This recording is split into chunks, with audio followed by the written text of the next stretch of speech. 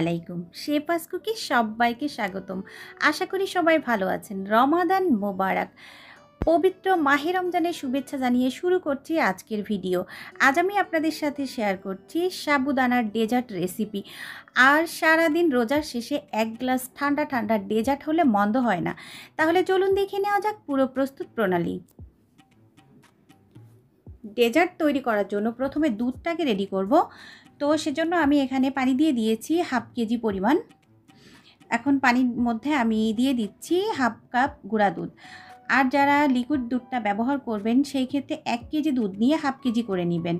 তো এখন আমি ভালো করে নাড়াচাড়া করে দুধটাকে মিশিয়ে নিচ্ছি। আর এই পর্যায়ে কিন্তু চুলাটা কখনোই অন করবেন না, তাহলে কিন্তু এই দুধটা দলা বেঁধে যাবে, পুরোপুরি মিশবে না। ওই জন্য দুধটা মেশানোর পরে চুলাটা অন করবেন। এখন দিয়ে দিলাম চিনি, আর দুধ এবং চিনি ভালো করে নাড়াচাড়া করছি আর চুলাটা অন করে দিয়েছি। এখন আমি এই দুইটাকে ভালো করে মিশিয়ে নিব আর ফুটে ওঠা পর্যন্ত অপেক্ষা করব। এখন আমি যেটা করছি, কিছুক্ষণ ফুটে গিয়েছে, তো এখন আমি 1 টেবিল চামচ কর্নফ্লাওয়ার একটু নর্মাল পানিতে গুলে নিয়েছি।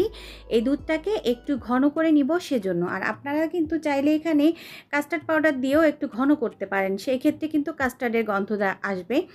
আর এইভাবে দিলে কিন্তু আর কোনো গন্ধ আসে না। তো এটা কিন্তু হয়ে গিয়েছে। এখন আমি এটাকে ঠান্ডা করব আর কি। চুলাটা আমি অফ করে দিয়েছি। এখন আমি সাবুটা রেডি করার জন্য চলে যাচ্ছি। সাবুটা রেডি করব বলে আমি পানি দিয়ে দিয়েছি সিদ্ধ করার জন্য। তো পানিটা যখন ফুটে গিয়েছে, হাফ কাপ সাবুদানা দিয়ে দিয়েছি।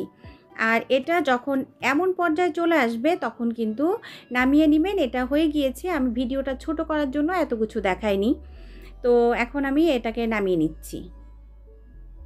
দুধটাকে কিন্তু আমি বেশ কিছু সময় ধরে নাড়াচাড়া করে ঠান্ডা করে নিয়েছি। আর সাবুদানাটা আমি ভালো করে নর্মাল পানি দিয়ে ধুয়ে নিয়েছি। এখন আমি এটাকে মিশাচ্ছি। আর এটা কিন্তু অবশ্যই ধুয়ে নেওয়ার পরে সাথে সাথে দুধের সাথে মিশিয়ে নেবেন, তাহলে সুন্দরভাবে মিশে যাবে। আর সাবুটা যদি এইভাবে রেখে দেন তাহলে কিন্তু দলা বেঁধে যাবে, পরে কিন্তু দুধের সাথে মিশতে চাইবে না। এখন আমি ভালো করে মিশিয়ে নিব এটা, দুইটাকে একসাথে। আর আপনারা চাইলে কিন্তু রান্নাও করতে পারেন একসাথে, তো দুধের সাথে আর কি। তো আমার যেটা মনে হয় ওইভাবে রান্নার থেকে এটা বেশি ভালো লাগে, সেই জন্য আমি এইভাবেই তৈরি করেছি। আর এটা একটু সহজও মনে হয়। তো এখন আমি ভালো করে আবারও নাড়াচাড়া করছি, করে এটাকে সর পড়তে দিব না আমি, সেই জন্যই নাড়াচাড়া করছি, মিশিয়ে নিচ্ছি। আর এখানে আমি একটা জিনিস দিব, একটু লবণ দিয়ে দিব, কারণ আমি যখন দুধটা জাল করেছিলাম তখন আমি লবণটা দিতে ভুলে গিয়েছিলাম। তো এখন আমি সামান্য পরিমাণ লবণ দিয়ে দিচ্ছি। আর যারা মিষ্টি জিনিসে লবণ খান না তারা কিন্তু না দিলেও কোনো সমস্যা নেই। তো এখন ঠান্ডা হয়ে গিয়েছে, ফ্রিজে রেখে দিয়েছি। ফিরে এসেছি আমি 2 ঘন্টা পরে, ফ্রিজে রেখেছিলাম। এই পর্যায়ে আমি এর সাথে কিছু ফল অ্যাড করব।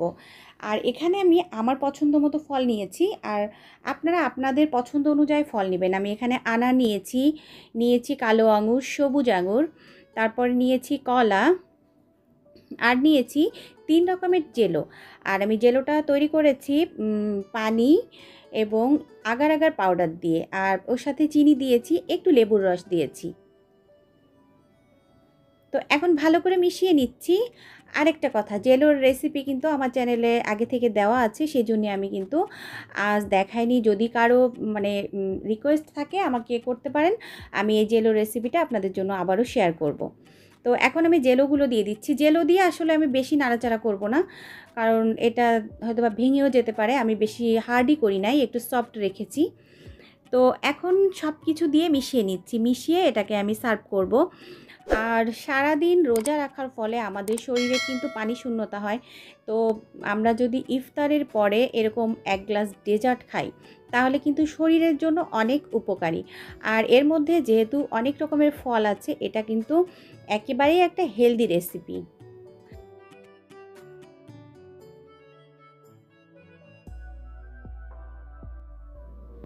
এটা ভালো করেই মেশানো হয়ে গিয়েছে। এখন আমি সার্ভ করে নিচ্ছি। আর আমি সার্ভ করার জন্য এখানে 1 টাইম গ্লাস নিয়েছি। আপনারা চাইলে কিন্তু যে কোনো বাটিতে এটা সার্ভ করতে পারেন। আর এখন আমি গ্লাসের মধ্যে দিয়ে দিচ্ছি আর কি সাবুদানার ডেজার্টটা। আর এটা খুবই হেলদি একটা রেসিপি, আর এটা কিন্তু বাচ্চাদের জন্য খুবই উপকারী আর বড়দের জন্য উপকারী একটা রেসিপি। যেহেতু এই রেসিপিতে সাবু আছে, দুধ আছে, অনেক রকম ফল আছে। আর সারাদিন রোজা রাখার পরে কিন্তু শরীরে একটা ক্লান্তি ভাব চলে আসে, এমন একটা ডেজার্ট যদি থাকে তাহলে কিন্তু এই ক্লান্তিটা দূর হয়ে যায়। তো লাস্টে আমি এটাকে আরও ইয়ামি করতে একটু আইসক্রিম দিয়ে দিয়েছি। আর আইসক্রিম কিন্তু বাচ্চারা খুবই পছন্দ করে এবং বড়রাও কিন্তু কম পছন্দ করে না। তো অলমোস্ট এটা হয়ে গিয়েছে। এতক্ষণ যারা আমার সাথে ছিলেন সবাইকে অসংখ্য অসংখ্য ধন্যবাদ। সবাই ভালো থাকবেন, আমার জন্য দোয়া করবেন, আমিও আপনাদের জন্য দোয়া করি। আপনারা ভালো থাকুন, সুস্থ থাকুন, আর নিত্য নতুন রান্না করে প্রিয়জনকে খাওয়ান। আগামী পর্ব দেখার আমন্ত্রণ জানিয়ে আজকের মতো আমি শেফা বিদায় নিচ্ছি। আল্লাহ হাফিজ, আসসালামু আলাইকুম।